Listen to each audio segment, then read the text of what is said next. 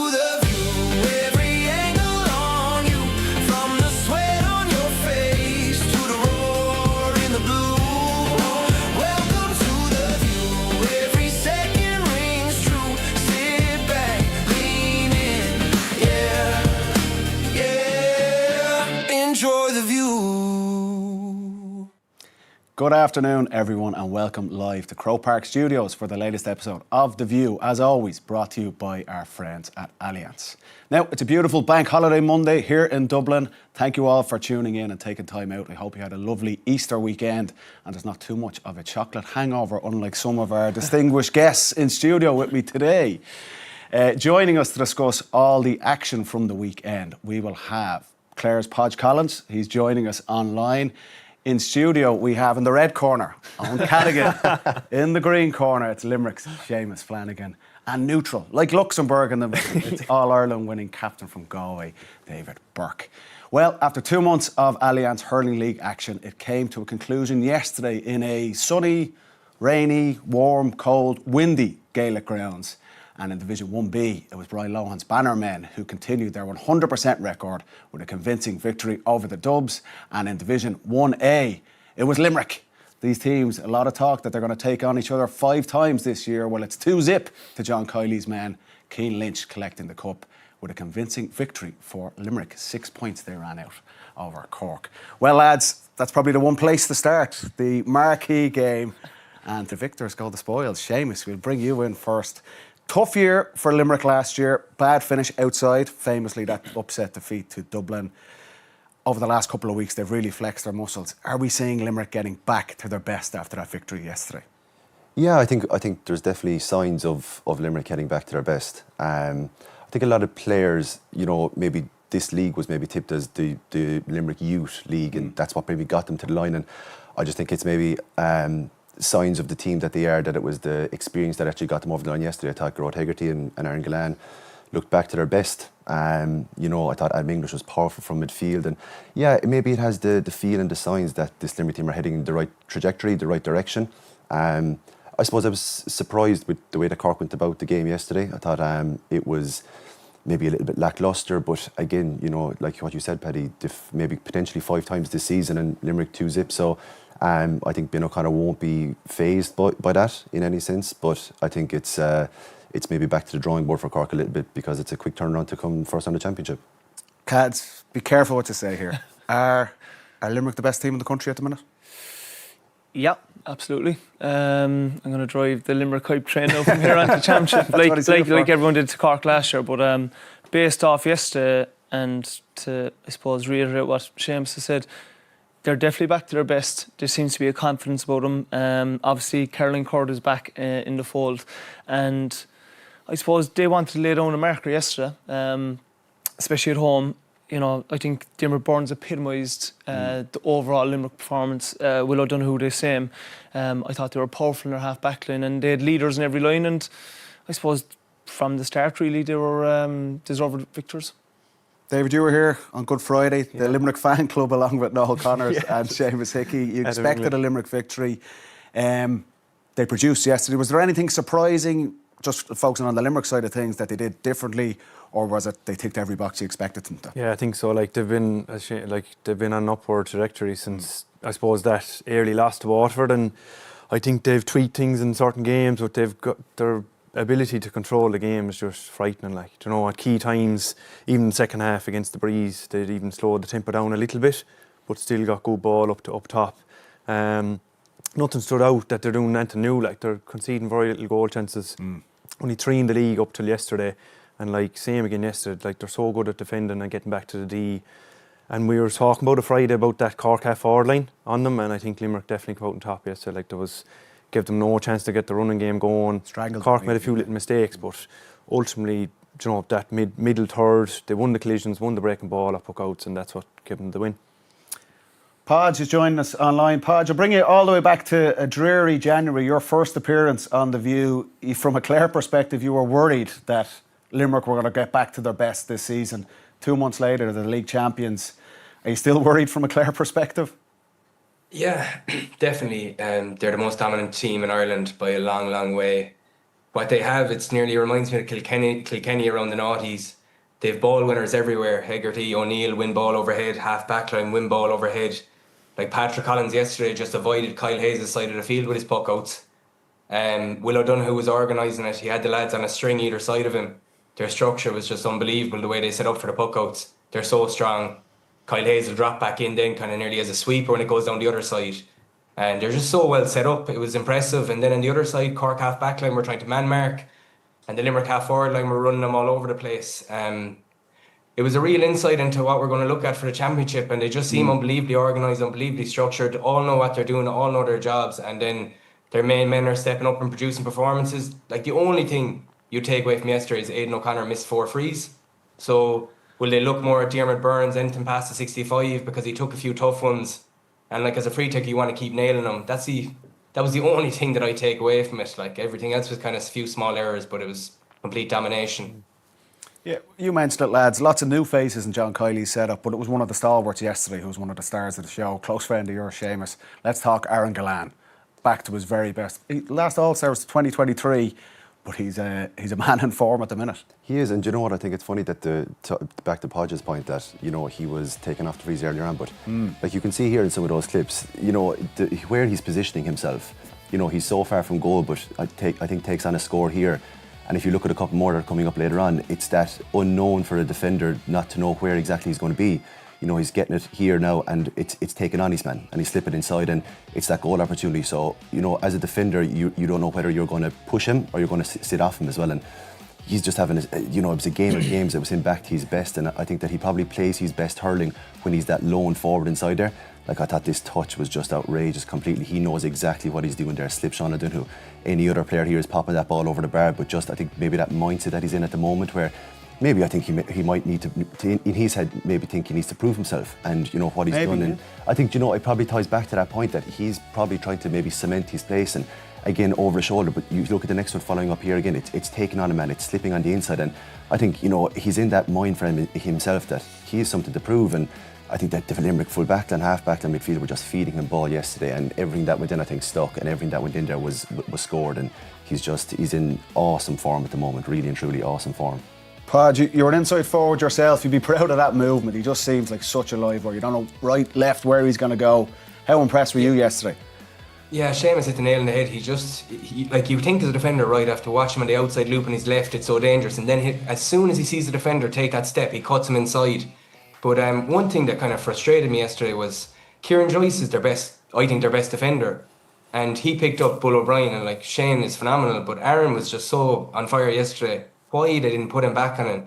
And another defender, Michael Mullins, I know he played midfield in the Cork 20s, but he just seems to have the athleticism and the defensive skills to defend as well. I think Ben O'Connor's going to have to move things around when they play Limerick again, because I'd have Kieran Joyce on Aaron Gillane every day of the week, the way the form he's in at the moment, the form he showed yesterday. He just looks unbelievably sharp. Cads, you were kind of shivering there looking at Gillane as an whole full backline member. Why did Cork struggle with him? Was it matchups? I think the big learning for Ben and his management team would be that I suppose Limerick are brilliant at getting the mix between going short to their half forwards and pulling your half backline out and then hitting ball in. I think maybe throughout the league and at different times over the last few years, most teams have held their half backline and that space hasn't necessarily been there. But I rate Niall O'Leary and Sean O'Donnell as being two outstanding cornerbacks. No matter how good you are, the amount of space that was in front of them there, you're on a hiding to nothing. And I think that'll be the most disappointing thing, was that, one, they didn't have any sort of protection or cover, or I suppose in terms of energy and work rate, you've got to be coming back there protecting your full backline, because like a player of Aaron Gillane's stature, he's going to punch it all day long. David, Séamus was saying he nearly feels like he has to prove himself. Maybe there's a bit of that for Limerick with how poorly last season finished. Does Gillane have to prove himself? There could be something internally going on there with Carling Court. Like, Hegarty looked like a lad on a mission to prove something to himself, like even yesterday. Do you know what I mean? So, look, they don't have to prove to anyone outside about winning All Ireland. Like, I think maybe they're just driven, and the group there, that, look, they want to prove to themselves that we can go again and win All Ireland. But like, back to Gillane, like, we sometimes trying to set up against Gillane when we're playing them as well. He just gives Limerick that added advantage of even someone going tight with him and beating them to them type of balls, playing them out in front. Limerick even know then to hit ball over on top, and he's so good at in behind then as well. So like, the way Limerick play, only for Gillane is so good up front and Séamus and all them, it would be very hard to stop them with him now playing in that form. I think so hard to stop them. But on that point as well, I feel that Cork were quite naive in terms of following, and I think one of the best teams around that I found it, and I know that an inside player found it really hard to play against, was actually Galway. Because what Galway used to do was they used to Pádraig Mannion back as a half back, and he used to blockade one side of that, so you could never hit the ball down that side. So it negated that side completely, and it forced you to hit the other side. Therefore, you have a cornerback that sits on the outside that kind of cuts that run off. And I felt that just Cork were really naive in terms of going man-to-man. And I suppose their lack of in-game management, they realised for full 70 minutes they did a full court press on Limerick. I would say after 20 minutes of that game, it should have been undecided for Cork to say, okay, this isn't working. Let's sit back and let's get our half-forward line back and our midfield line, and let's just protect that inside line. And it was that lack of in-game management, and I thought that Galway do that really well from the outset. They sit Pádraig Mannion back and blockade that side. But yeah, I just thought from the side then was quite slow. And again, maybe there's a tie back into the point that maybe Cork are planning for down the line, and okay, 2 losses in the league, is that going to be the be-all and end-all? Probably not. Can they plan for that first round of championship and a kind of an ambush down in Páirc Uí Chaoimh? But I just thought in-game management was quite poor from Cork yesterday, seeing what was going on inside there with Gillane and it being one-on-one inside there. I thought it was poor. Podge, is there a bit of that then? You're looking, maybe Cork are playing the long game here. As you said, the Cads, they're going to learn a hell of a lot from that game yesterday. Ben O'Connor, it'll be pretty clear there's glaring areas they need to improve on. Is that nearly maybe a little bit eases the defeat from Cork side of things and what they'll learn from yesterday's defeat? No, I think Cork and Ben, they'll be worried. Like, listen, they won't publicly say that, but I think Ben will be worried. He tested a lot of players in the league and he wanted to see who he could trust. Now, he's a couple of players to come back in, like Barry Walsh, Diarmuid Healy, and a few others, but not massive ball winners. I do think they probably have to get away from the man-on-man structure that they set up with yesterday. You watch Limerick, and like their 2 midfielders, Adam English, Cian Lynch, or whether Dan O'Donovan came in, they're about 7 or 8 yards after man, maybe 10 yards, and as soon as the puck out goes long, they drop back and they're there first. And if it goes short, they squeeze straight away and get a high press on. Whereas Cork are just doing, like, they've one system, it's just man-on-man. And it didn't work from yesterday. They left way too much space. And to be honest, if a few other players were a bit sharper, it could have been a lot more. I think 6 points are nearly flattered them. So listen, they learn a lot, but do they know their best team for the league or for championship going forward? I don't think so. Which is disappointing for them. But yeah, I'd say Ben. It'll be interesting to see how they line up in championship. But I'd say there'll be a lot of changes.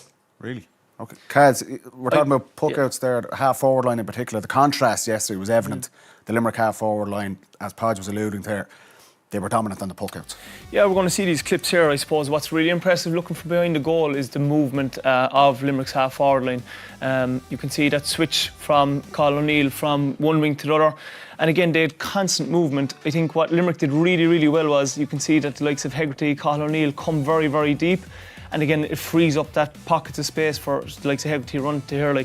And unfortunately, Cork probably have a bit of learning to do in terms of, maybe that zonal set up in their half back line, but it was the space that Limerick created, and these types of silly frees will be definitely a frustration for Ben O'Connor. But the movement overall, there's no static ball being pumped down on top of the Limerick half forwards. They're constantly running into pockets of space, they're constantly moving, and they're incredibly athletic. And again, brilliant score here from Colin O'Neill. And I suppose when we contrast that to the Cork puckouts here, we'll see that predominantly Patrick Collins doesn't have a whole pile of options. You can see Kyle Hayes not following across. And essentially it's an overload down on top of the likes of Diarmuid Burns, who'll eat that up all day. Same with Will O'Donoghue.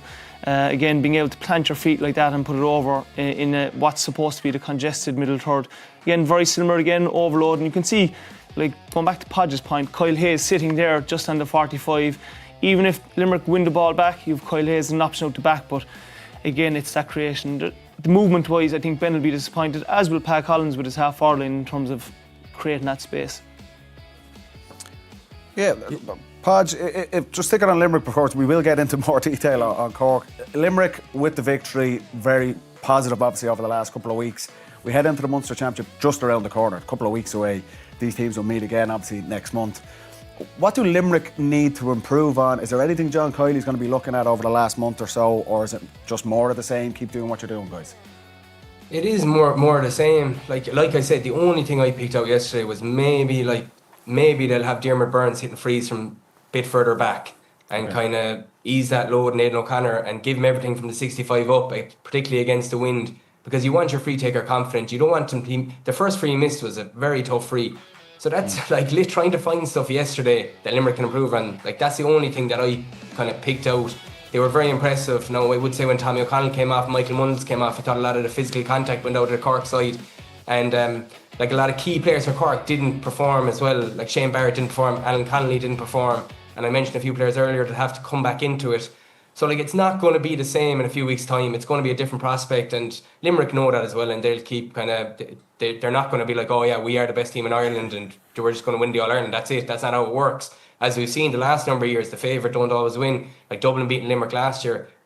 So yeah, listen, yesterday unbelievably impressive, very much the best side in the league, showed throughout it. But yeah, Cork will have to learn loads, and I can see a good few changes. I can see a different side starting that first game against Tipperary for Cork. Séamus, that point Podge mentioned there, big players going missing. Is that a worry? Obviously Cork had a psychological defeat from last year's All-Ireland final when the pressure was on. Another performance yesterday where they're just not at the levels you'd expect from them. Are individual players going to have to start really looking at themselves, or is Ben O'Connor looking at them going, asking serious questions about the levels they can get to? But I suppose if you tie back to it, you know, Alan Connolly inside with Brian Hayes, the ball that they got was minimal. You know, I know Brian Hayes got one too. The goal was the goal, but I think looking at it, the delivery of ball that Cork got into the inside line was non-existent. I thought Darth was given, like, look at their possession count. It wasn't where it needed to be. Seamus Hardy got 3 possessions in his own half-back line, won 2 frees just before half-time. I suppose I spoke the last time that I was on that Limerick were probably in a different, they were looking at getting their best 15 on the pitch at any one time. And I think that Cork were in a different place whereby they were trying to maybe develop 2 or 3, 4 or 5 different players that were maybe, you know, going to make an impact off a bench. And sometimes that continuity with on the pitch, in terms of getting your best 15 on the pitch for maybe consecutive weekends, can stand to you going forward because you're settled. You know who you're playing beside. Like Gillane knows that Shane O'Brien is going to make a run. Hago knows that Aidan O'Connor is going to vacate space and he's going to have that pocket to run into. And it just looked yesterday kind of, I suppose, it wasn't aligning for Cork. They didn't know exactly what they were looking to do. And Patrick Collins' puck outs, like how many times has he hit to that half-forward line throughout the league? Once, twice, max, and at different stages, maybe over a half. So in terms of knowing that, understanding the way that players play, what run they're going to make, I think that Cork maybe struggle with that throughout the league, and it's a trade-off because you're trying to uncover new players, you're trying to, I suppose, develop competition within the panel. It's a balance, and I think that Limerick maybe overcame that, but come 3 weeks' time, it could be a different story.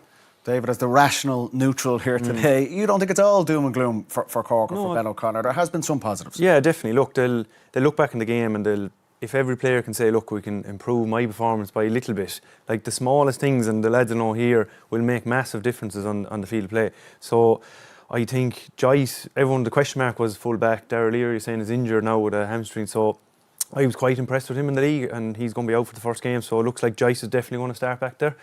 In the first game, Tommy O'Connell was very good, I thought, in midfield yesterday, brought great energy, work rate was good, did an okay job in Adam English, but got caught early on for a couple of points on him. And obviously then Buckley up front was good. I just knew O'Connor kind of likes him as well. So they're good pluses, but he will be looking for the older lads to step up and lead. Like Horgan is gone now after last year. He's a bit of a loss still. Everyone hasn't really spoke about it, but he's a big loss up in the front line. And I don't know if Cork are really playing the same way they were last year. Like right. Buckley or wherever they played Barrett at corner forward in the Limerick game, the round robin has floated out the field a good bit and have left 2 up top. So they've kind of gone a little bit away to what they were doing well last year. So maybe they just need to look at those things that they did well last year and just tweak them a little bit again for championship. Cads, if we're being honest here, Cork were brilliant for 99% of last season under Pat Ryan. Started the season well under Ben O'Connor. If you look at it clinically, as Dave said, are they in a better place? Are they a better team now under Ben O'Connor than they were 12 months ago under Pat Ryan? I think Ben will be quietly confident in terms of, like, they got back to another league final. I didn't think they performed well yesterday. I think as a whole their forwards definitely didn't click. From a character perspective, after last year's disappointment in the All-Ireland final, you know, there'd be a lot of question marks about their character and their resolve. I thought they dragged themselves back into it, although be it a fortuitous goal that they got from Diarmaid Byrne's mistake, still thought they showed good character to drag themselves back into it, be 3 down at half time. And even though we've highlighted areas of the style of play in terms of pushing too hard in the half back line and not having enough protection in the full back line, I think overall they'll be saying, okay, we definitely didn't bring the energy level that was required to match Limerick. Can we bring that in terms of our attitude and our application? Absolutely not. When we looked at Limerick yesterday, I would say they were the hunters for 70 plus minutes. With an edge. And I think any team can bring that if you have the mentality right. And I think Cork will be, for the next 2 weeks, saying we can be better, we can be focused. And like, let's be honest, you have the All-Ireland champions in the first round. So, like, you know, get up for that. Last year, Cork won comprehensively in the league final against Tipperary. Tipperary went on, as we all know, to win the All-Ireland final. So I'd be in the same. I'd be in the same category now as David. It would be. They're a better team now. He couldn't dodge that question. He's a pro at this stage. Podge. Ben O'Connor said it yesterday. He was pretty sanguine about the whole thing. We got everything we wanted out of the league, bar the cup. You can answer this directly, unlike Cads. Are they better now than they were 12 months ago? Based on yesterday, no. Like, they're going to be disappointed, but I wouldn't base everything off yesterday either. Okay. Not to avoid the question, but yesterday they'd be bitterly disappointed with how they played yesterday. Like, you're playing against Limerick. Limerick were probably 8 or 9 points a better team yesterday, I'd say. But there's still like a lot of learnings he'll take away. Like, even Tommy O'Connell breaks through the middle there yesterday, taps over a point. I could tell by their line there was a goal on, and they should have gone for goal. And like, I know what Ben was saying, like, they got what they wanted out of the league. That's fair enough. He's going to put a positive spin on the fact that they got to the league final. They played against Limerick. They learned loads from it. But like, they wanted to win that league. Alan Connolly came out in an interview. I'd like to see what Cads thinks of what he said. Like, we're going to win the league. We're going to win Munster. We're going to win the All-Ireland. Like, you know, first hurdle, they've fallen at it. So like, they're putting, I think, unnecessary pressure on themselves and himself as a player. And but to say they're better than they are last year after yesterday's performance, it'd be hard done, because that was a poor performance yesterday. They'll be disappointed with a few green shoots, like a few positives. And like I said, Tommy O'Connell, Michael Mullins, Kieran Joyce in the full back line. There's a few things to take away from it. Brian Hayes is always effective. You can't see Cads here. He's giving you the side eye. Any response? Podge, your positivity here is infectious in the studio. It's funny how negatively we can be talking about the two teams that got to the league final. You know? The two best teams by far. The two best teams. Like, as a player, who doesn't go out to try win silverware at the start of the year? Albeit league, McGrath Cup, or Waterford Crystal, it doesn't matter. Football now. Country football, yeah. So look, Cork were still in a league final. They're not a bad team by any means. So I'm looking forward to analysing Clare here now. I said Friday, like, it's very hard to judge until we see what 15 Ben picks against Tip in the championship. And I said that Friday, and like, even though they were going out to play the league final last, and he picked a fairly strong team and put one or two new lads in, it was still going to be down to the game in 2 weeks against Tip, because if he loses that, ultimately they're going to be in an awful battle the following week again. Like, so I think he's going to want to win this game, and I think they will. I think they will beat Tip in 2 weeks' time. I think it's ideal for them set up now. They'll go away hurt after yesterday. Like, I think we're forgetting how good Limerick are here. They are so good. And like Podge talks about Tommy going for that goal, Limerick are so good at defending the deep. Like, they're giving them no chance to get it. He just has to put that over the bar. So like, I think we can forget sometimes how good Limerick are. I think Cork will take their learnings, and I think they'll be better for it in 2 weeks. Séamus, look at fixtures ahead there. Limerick have obviously ticked a lot of boxes. Do you feel Cork are still in an okay place? The lads are trying to a bit more balance, I suppose. Yeah, I think that the Cork are definitely in a good place. Like, you look at it yesterday, it went 6 points to no score in the first 5 or 6 minutes. Yeah. That, in essence, was the winning and losing of the game, because that was the margin that they lost by. I think if they can shore up their start, if they can start, and Cork were synonymous with always starting really quickly, and I think that was maybe just a blip that maybe occurred yesterday. I still think that if you can get that start in 15 and have it, you know, nailed down for their first 2 games, get a performance in that Tipperary game and get a win down in Thurles, I think, in that first game, that starts the season off for them correctly, and it's a new dawning from then, because you've parked that league final to give them massive learnings, and I think that's what Ben's going to take from it. Is there was so much to learn from that league final, and the league as a whole, and you know, Cad spoke about it there. You know, they got to league final. They were so impressive throughout the league, and now all of a sudden, you know, they're a poor team because of one poor performance. It's not the case. Really, a reset, and I think it's maybe come at the right time for them coming into the championship.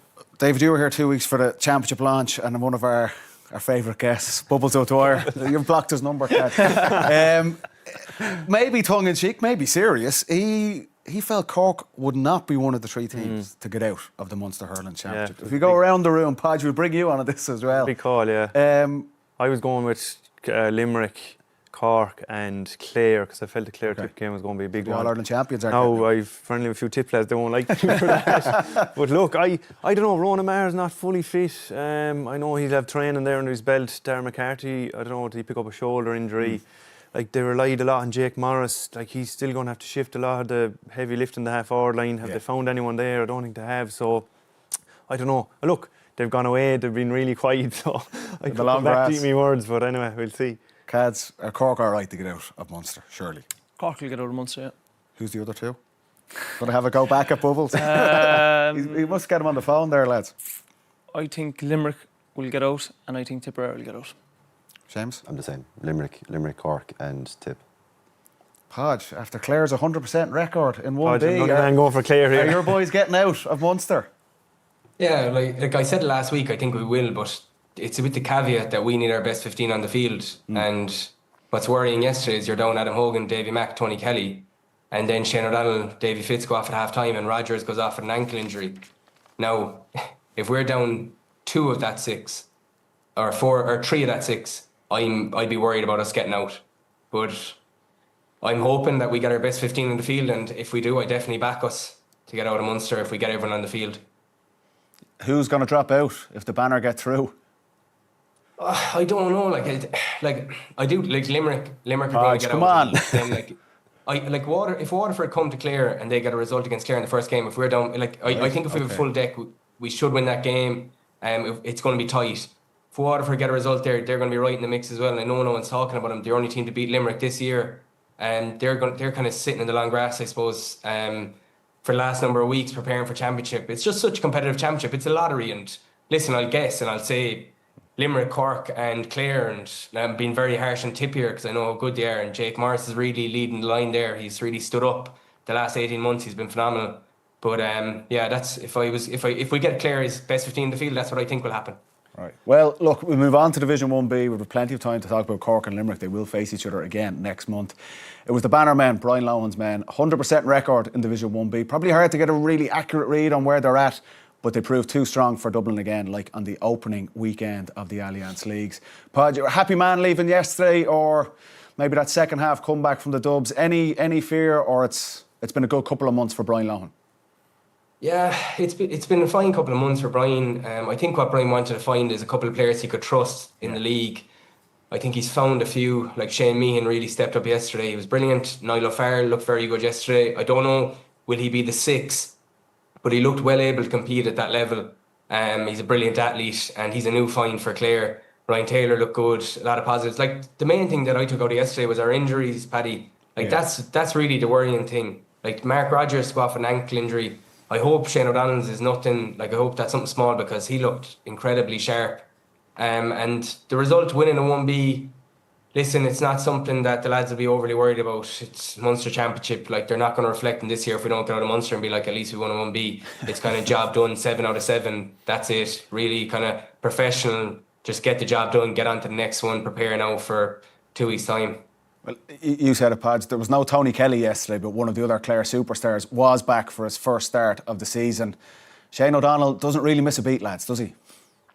No, he's like with Tony Kelly and them lads gone. Like no game time played Hurling, and look how the space he's already gone from his marker there. Now we spoke about Dublin obviously not getting their matchups right early on. Like neither Eoin O'Donnell or Paddy Smith is marking them, especially Conor Donoghue, and like you cannot give that man a chance. Like he is going to go for the juggler all day long, and even he's so good at bringing other players into the game. Like he scored 1-1. I think did he win 3 frees, and he set up another point as well. So like he's just a handful, and he really makes that Clare team tick. He's like a perfect link man, isn't he? It's not just about the scores, it's bringing other forwards into the game. It's just a handful. It's his directness, you know, like every time he gets a ball, it's turn and goal. Like, and for any young forward looking, like it's a nightmare as a defender to have to know that you're marking a guy that, one, can make the ball stick inside, and 2, all he has in his mind is going for goal. And because he draws so much attention from the other defenders, it actually frees up runners coming from the half-forward line. And you know, it was good for Clare perspective to see him back to his best. Now the worrying thing was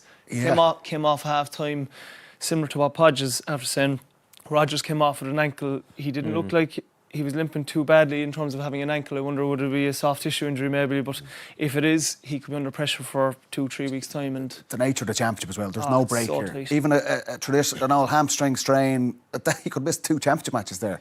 Clare without Shane O'Donnell is just a completely different proposition. It is, because he's like, you look at all those players, he's their linchpin, he's their out and out inside player. Yeah. But like, you talk about being one dimensional. He is one dimensional, but it's to the benefit of the team.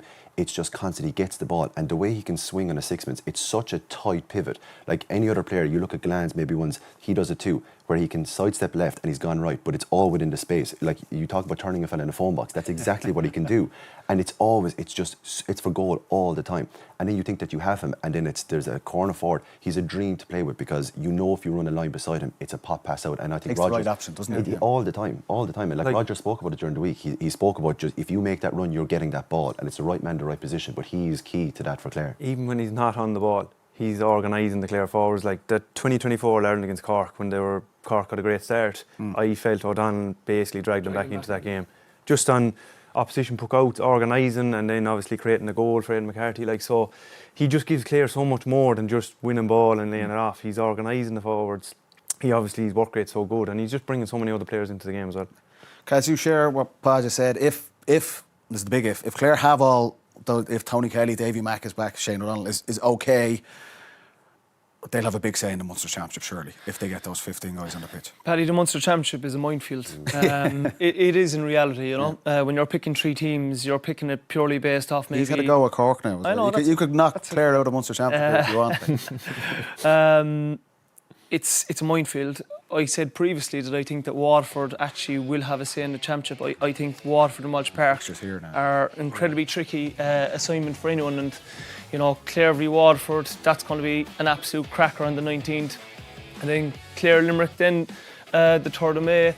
Like every single game in Munster, without being disingenuous to Leinster, is something you're going to tune in for, because it's probably going to be the toughest championship, I think, of the Munster Championship so far, of this round robin. Like the last few years, there have been a few teams off a little bit, and you could find that a couple of teams could end up on the same points at the end of this now, and teams beating each other, and it'll be Tip so went a couple of years tight. without winning a match, and now they're the All-Ireland champion, so the margins are so fine. So fine. So I find teams could end up with a win or a draw here and still be knocked out, like, which is so tight and hard in this championship. Well, I suppose a bit of controversy from yesterday. Podge, you said Clare wouldn't really be arsed with winning the competition, and Brian Lohan wasn't the happiest after the game. Obviously, an incident right at the start. Here's a direct quote from Brian.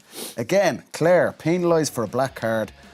I wonder, will that rule apply to other teams in the championship or in the league?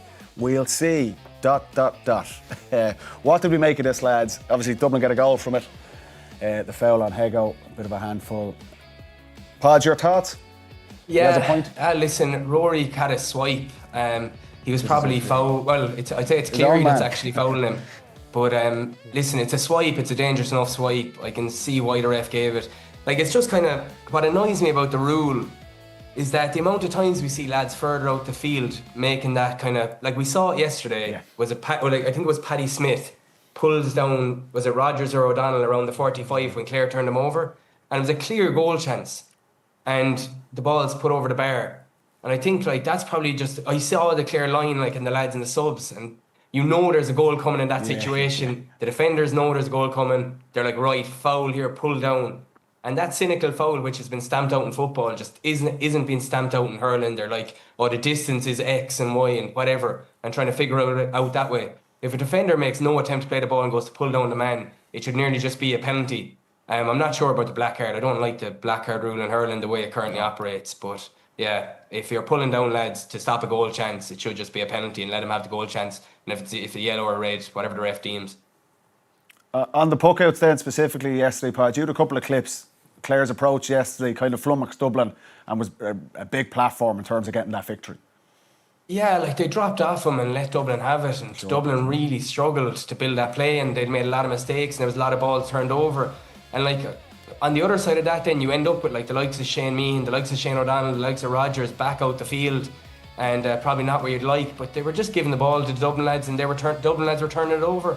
And that's something that Dublin have to improve, like just backing off them, crowding out the space at the other end of the field. And essentially, like a lot of what hurling is like you're winning the battle of the pitch. And it's something Limerick are brilliant at.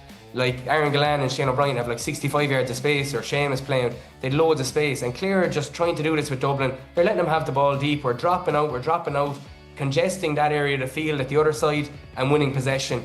And like Dublin will be very disappointed with their execution, but a lot of the times it does come down to that skill level and keeping that ball and building attacks and getting scores. And Dublin were poor at it yesterday and they'll be disappointed. And regardless of puck out stats, Paddy, like you'll see Clare won 50% of their puck outs yesterday or less, and Dublin won like whatever it was, 75, 80%, but they were short and they ended up turning over the second ball. So what value is it? But yeah, no, Clare played that very smart, I thought, and yeah, it was a real platform for getting on top early. Yeah, look, if we look, Dublin puckouts were negative. Was there some sort of positivity with Cian O'Sullivan carrying on All-Star last year? Shows if he gets the type of service, Séamus, he can be a real handful in the championship. Yeah, if he gets the service, but we spoke about it before. If he gets the service and if he's closed down, what's the secondary option? Yeah. There's very, very little secondary option that you can go for. Like Heatherton's there, that's fine. He's very one-dimensional in terms of it's long ball in on top of him. Cian O'Sullivan probably plays that running game. But just to tie back in with the puckouts there again, like Clare offered that up, okay? Simple solution to it. Dublin go man on man, take on the man, beat a man, all of a sudden there's an overlap and now we have delivery inside. But this Clare standing off it, all Clare want to do is get that ball down on top of a half back line because they've dropped a line, each line. So now you have Clare half back line sitting waiting on a ball. Their midfielders dropping in front of them for front to break and potentially a half forward line coming at front of the break as well. So if you take that, you break a line, create an overlap, pop a ball, and now it's that clean delivery into Cian O'Sullivan, 10 times better. But again, you go back to in-game management. How Dublin didn't make a change on the sideline to say, okay, let's they Like they were sitting 4 in the full back line. 4 in the full back line that can't work a ball out, that keep doing the same repetitive strike the ball long, like out over a sideline. It's criminal. It's absolutely criminal. David, you were filling me with hope over the last month saying the Dubs are back. They're now a hurling county over football, but I suppose they're just struggling to find that, like that 10-minute spell when they got the extra man. I'd say they probably found it hard to get a message on the field, or were the players lacking a little bit of ownership or figuring it out? Like we seen for the goal for O'Donnell that Conor Burke is back there and Conor Dunno, and I'm like, where's Eoin O'Donnell and Paddy Smith here? Like, you know, it's insane. So they have a couple of things to work on there, and we know Dublin can produce good performances in spells, but they lack just that little bit of consistency over a 70-minute spell. So I alluded to Friday, we hate playing them either in Parnell Park or in Pearse Stadium because they come with a plan, they pick up our key men, they go man-to-man everywhere, and it's very hard to play against them. Whereas when Clare went down a man, their puck-out approach came very simple. They had to sit off. Yeah. They had no choice, and when it worked, they just stayed doing it for the first half. And that's not the first time Clare have done that approach. They've done it in other games, and it's worked for them very well. So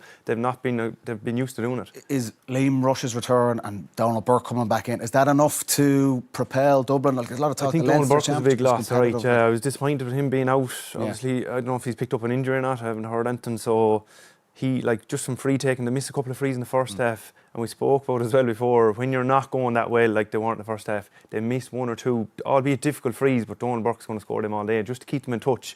So the lead at half time is not really a 10-point lead, it might be 7 or 8. So I think Donald Burke is a huge plus if he's going to be back. Rush, we don't know where they're going to position him. They're going to keep it quiet, maybe full forward or 6. So we don't know that approach, but definitely putting Donald Burke back in there will add that little bit more fluidity to the half-forward line especially.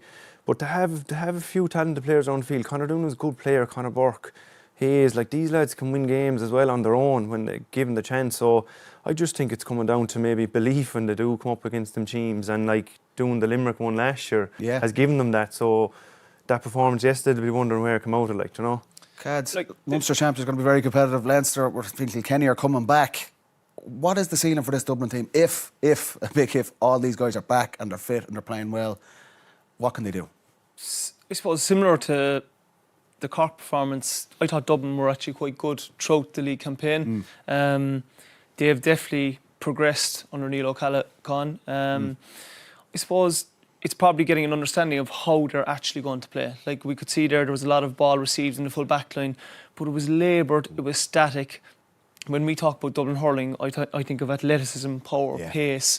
And I think if they bring that level of intensity and attacking play, then they can cause trouble against the likes of your Kilkennys, your Galways. And even if you have a player like a Cian O'Sullivan inside in the full forward line, I'd prefer to see him at 11 coming out. If you're going to be running the ball out and not feeding your inside guys, what's the point of having your best player in your team inside and full forward line and not feed him. And, you know, maybe something for the Dublin management team to look at is to see, can they get more ball to Cian O'Sullivan? Yeah. Podge, last word for you before you head off for the Dubs. What do we expect to see from them over the next 2 months? Yeah, just really quickly, just the one player that David Purcell, lads, he's a young lad from Kilmacud Crokes, and he's been out injured. He did his hamstring against NUIG in the Fits up there, and he is class. He's a brilliant player. So he's going to be another addition to that inside forward line. If he's fit, he starts, I think, and he's going to be, let's say, keep an eye out for him. He's going to be brilliant. Like, it's worrying for me, I suppose, Paddy. I watched Dublin play Clare in Ennis in the first round of the league, and their puck-out strategy was brilliant. They created space. They reminded me of Limerick yesterday, where they were just hitting Nicky was hitting those pockets. That's what Dublin were like. That was gone yesterday. It would completely out of the equation, standing static in their positions under puck-outs when it did go long. So I just wonder where that went yesterday. Maybe they're just kind of focused on championship. Are they holding that back a bit, maybe? It'd give the benefit of the doubt to Niall O'Callaghan. Is he kind of saying, I'm going to keep this in my back pocket for a few weeks' time in the Leinster Championship, or...?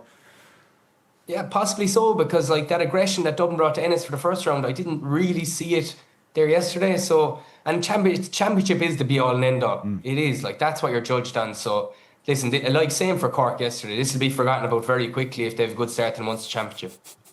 Right, well, Podge, we'll let you go, get back and enjoy your bank holiday Monday. We'll catch up in a few weeks' time. And I suppose for us, as that brings an end to the Allianz Hurling Leagues for another season.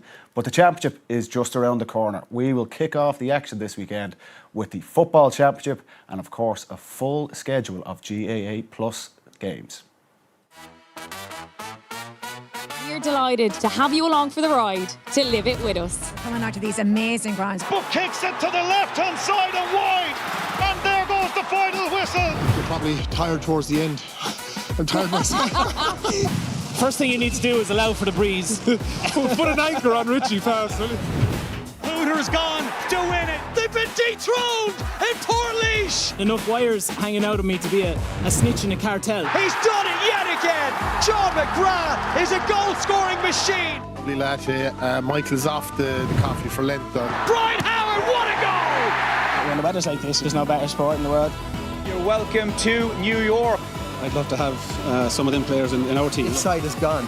We're going this way, and I'm going to go after this arm. Out of English. There's a real big game feel about this today. It'll be as good as, I suppose, what you bring to the table. Could take a lot from Bubbles. High praise for Bubbles O'Dwyer. They just failed to mention that Bubbles was behind the camera as well as he was asking questions. Noel Connor's probably gave one of the best interviews before the game. Noel is blushing here. 5 or 6 into the end, but it definitely wasn't that. I'm sure the game plan. Aiming down the middle and maybe trying to draw it in. Wide, Richie. Probably not like that. This was going to be my last season. Yeah, it's tough. He's been an incredible figure in Dublin GAA. It was the semi-final last year. No one wants to lose anything in any walk. All I wanted to do was represent you there.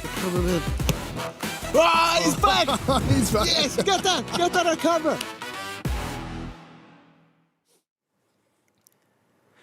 Yes, this weekend we kick off our action with 2 live games coming from the Connacht Football Championship. Andy Moran's first championship outing as Mayo boss is over in Ruislip on Saturday against London. That's live and exclusive on GAA Plus. And the Rossies are heading to the Big Apple on Sunday. They take on New York. For more information on these games and the full jam-packed GAA Plus schedule, head over to our social media channels or on gaaplus.ie. And a little added bonus for anyone fortunate enough to make the trip over to New York this weekend. GAA Plus will be hosting a live championship preview from Midtown Manhattan. The Printers Alley Bar in New York. If you're over there, get yourselves down there. There'll be a championship preview, lots of fun and games with some very familiar GAA Plus faces. None of us got the nod for that trip, lad. No, Christ. Anyway, back to reality today. And if we look ahead, the Allianz Leagues are finished. Going into the championship, a lot of chat around it.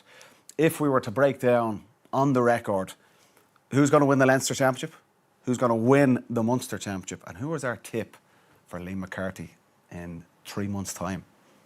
Séamus, we'll kick off with you, put you on the spot. Look, we all know what Munster Championship hurling's like. We all know that any given year, one of those 5 teams, 2 of those 5 teams are not going to be progressing with the rest of the championship. So give us your top pick. I suppose top pick.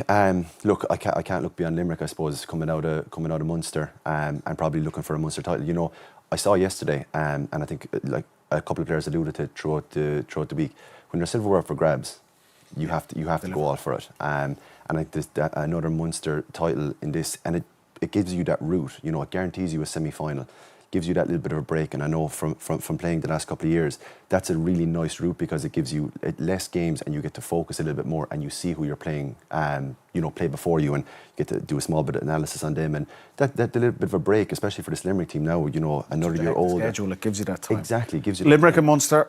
Who's the Leinster champions? I really like what Micheál Dunhu's doing with Galway, and not just because Davy's here. I've said it before. He's completely changed the way that Galway are playing, and I'm enjoying it. And like that young talent that they've coming through, Nyland inside with Rabbit, and you know the couple of backs that they've uncovered. It's really something that I'm looking at, and I'm really enjoying. And it has a feel of Tip last year, a team that's building, but I wouldn't write them off. I really wouldn't write them off. Back to 2017 All Ireland final, Galway Limerick. Who's going to win the Lee McCarthy? I'm going to tip Limerick. I think. Why not? Yeah, why not? Yeah. They're on that trajectory, I think. I'm going to go way off here. I'm going to go Clare Munster champions. Oh. And Limerick I'm just going to dial back in now in a sec. And I'll go Limerick to win the All-Ireland, and I'll stick with my own county to win Leinster. Now, I still feel Kilkenny are going to come the first day we play them now in 2 weeks or less than 2 weeks' time. They could turn us over. That's not going to bother me. Yeah. I think if we do our business in the rest of the games, get the job done, get to the final, and whether it's Kilkenny or Dublin or Wexford, whoever it's going to be, it's about performing out here in June. Cads. Very similar to the lads. Galway for Leinster. Been really impressed with O'Donnell and his crew, putting faith in those young fellas, building on his year one, which he would have been incredibly disappointed with. There's a style of their play. They have energy about them, and for that reason, I think in Leinster, I think Galway will come out on top. I think Limerick will win the Munster final. Man. And I'm going to go with Limerick to win the All-Ireland. There you have it, folks. We'll tune back into this in 3 months' time and see who was right and who was wrong. More importantly, to wrap up today, we'll have our buzzer blitz, where you probably get some of these questions right. As we know, Noel Connor somehow is still top of this leaderboard. He's been on nearly every week, so he's had enough goes at it. We have 30 seconds, and first man, fastest finger on the buzzer, gets the answer. If you get it wrong, it will pass to one of your colleagues. And these are pretty easy, lads. As I've said, the hurling questions are always easier. So we'll kick off. It's all from the weekend's action. Question 1. Which player scored the most goals in the Allianz Division 1A this year? David. Not from the winning team, I'll tell you. Oh. You just buzzed in. You didn't know the answer at all. I'm after forgetting it. Next. Cads. Brian Hayes. Correct. Who was the last team to complete the league and championship double? Cads. Limerick. Incorrect. Tipperary? Incorrect. I know it. Clare is correct. How much did Aaron Gillane score yesterday? 1-7. Correct. Who was the player of the match in Clare versus Dublin? I don't know who was first. Jamie. Mark Rogers. I think you buzzed in first, Chevy. How many league titles does John Kiley now have? 5. Incorrect. 4. 4 is right. Who received the black card? Controversially for Clare. Rory Hayes. JMO is first. Correct. When did Séamus Harnedy make his championship debut? Long time ago. We're only young. 2011? Not that long ago. No. 2012. Not correct. 2013? Correct. Final question. 7 seconds ago. Final question. Who finished as top scorer in Division 1A this year? Séamus. Aidan O'Connor. Correct. Despite the 4 missed frees. Do we have someone got to 5? I'm here. Word. Any? 3 for Cads. David. 1. 2 for David. Séamus, you were slow off the mark. 3 for Séamus. So Noel Connors is safe after the Allianz football and hurling leagues have finished. Noel Connors is somehow the champion of the buzzer blitz. Thank you all for joining us. Thanks to the 3 lads for giving up their time on Bank Holiday Monday, and to Podge for dialing in. We'll be back on Friday to preview the start of the championship, just right around the corner. And join me next Monday. We'll be looking back at all the weekend's football action, including a mouth-watering Ulster Championship game between Tyrone and Armagh. Happy Easter, everyone. Take care and have a great week. Yeah.